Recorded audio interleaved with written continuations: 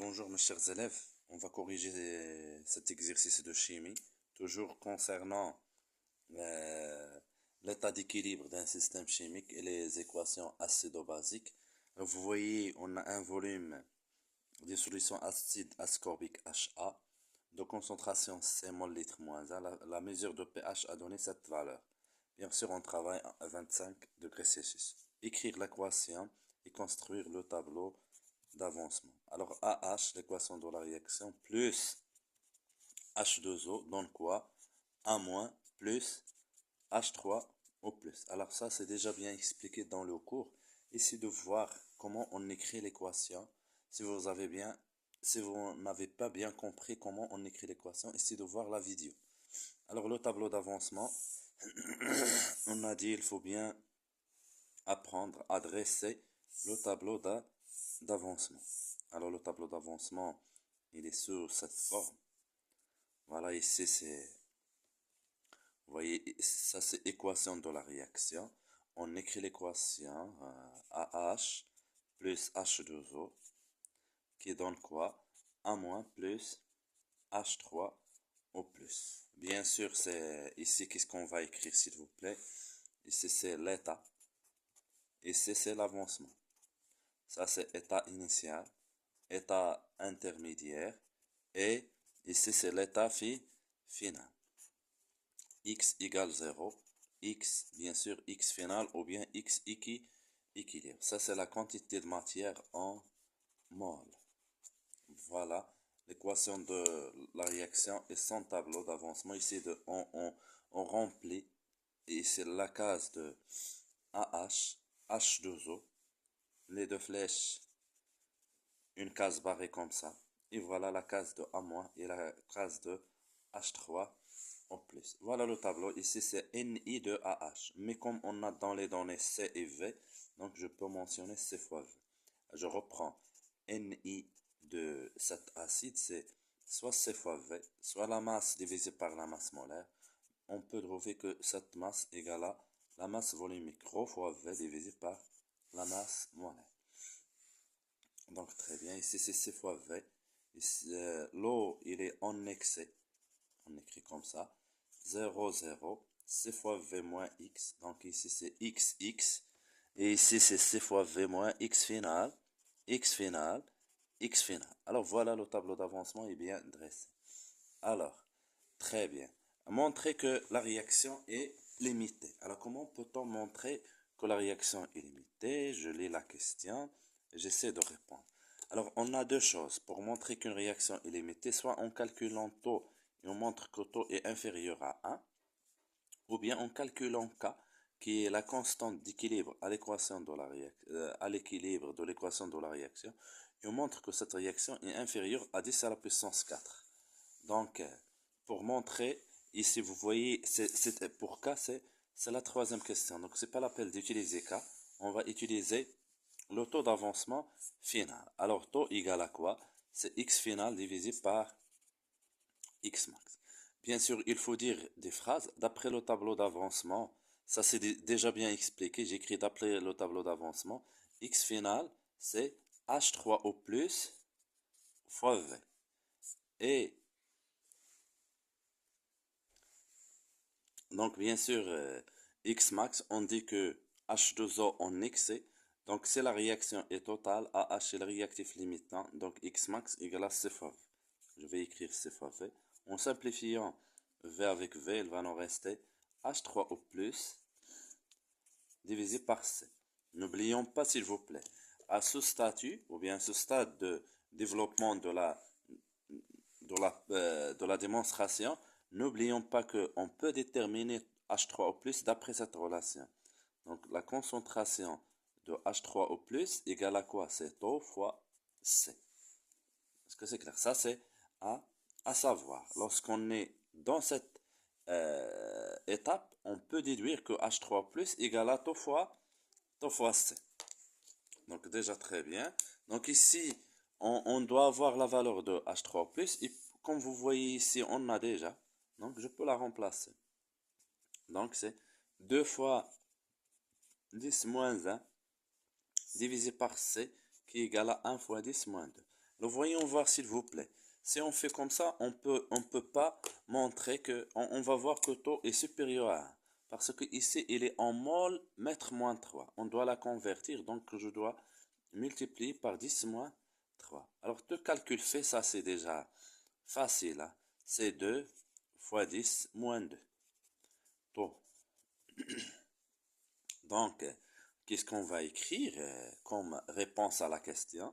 Donc, taux est inférieur à 1, d'où la réaction est limitée. D'où la réaction est limitée. On ne peut pas avoir une valeur de taux supérieure à 1. La plus grande valeur de taux, c'est 1. On dit que la réaction, elle est totale. Alors, montrons que, donc ça c'est K qui est égal à QR équilibre. Donc, c'était la troisième question. K égale à quoi? C'est QR équilibre. Et c'est une constante qui ne dépend pas des conditions initiales. Elle dépend seulement de la température. Donc ça, il faut la prendre. Donc K, c'est les produits divisés par les réactifs. Alors nous sommes, les produits ici, c'est A- fois H3O+, divisé par AH. C'est pas la peine d'écrire H2O parce que H2O égale à 1. Donc je vais écrire, c'est la concentration de A- fois la concentration de H3O+, divisé par la concentration de AH. Et qu'est-ce qu'on va dire, s'il vous plaît?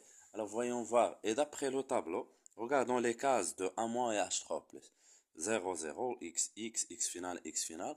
Donc, la concentration de A- égale la concentration de H3O+. Donc, on va dire, alors, d'après le tableau d'avancement, la concentration de A- égale à la concentration de H3O+, égale à quoi? C'est X final divisé par V. Parce que c'est une concentration, on doit diviser par V. Donc, c'est une méthode, hein? C'est le plan de travail. Lorsque j'écris l'expression d'après l'équation, j'utilise le tableau pour déterminer ça et ça. Toujours, ils ont la même valeur. Et d'après, on trouve AH. Alors, AH égale à quoi? Voilà l'expression, voilà AH. C'est C fois V moins X final divisé par V. Moins X final divisé par V. Alors ici, s'il vous plaît, il ne faut pas simplifier V avec V. Hein, je sépare le numérateur par rapport au dénominateur. On aura C fois V par V moins X final divisé par V. Vous voyez? Donc ici, on peut simplifier maintenant. V avec V, il reste C moins X final divisé par V. Alors, regardons s'il vous plaît ce X final. X final divisé par V, il est là. C'est X final divisé par V qui est égal à H3 au plus. Donc, je peux écrire ici H3 au plus. Donc, c'est C moins la concentration de H3 au plus. Donc, qu'est-ce qu'on peut écrire? Donc, K égale à quoi? Alors, voyons voir s'il vous plaît, c'est ça fois ça. Et ce A-, c'est H3O+. Donc, je peux écrire c'est H3O+, fois H3O+. Divisé par quoi, s'il vous plaît? Par AH. AH, c'est C moins H3O+. Très bien. Alors, continuons, s'il vous plaît. Donc, qu'est-ce qu'on va faire? Voilà. Donc, K, il va être égal à quoi, s'il vous plaît? H3O+, fois H3O+, c'est H3 au plus au carré, divisé par quoi?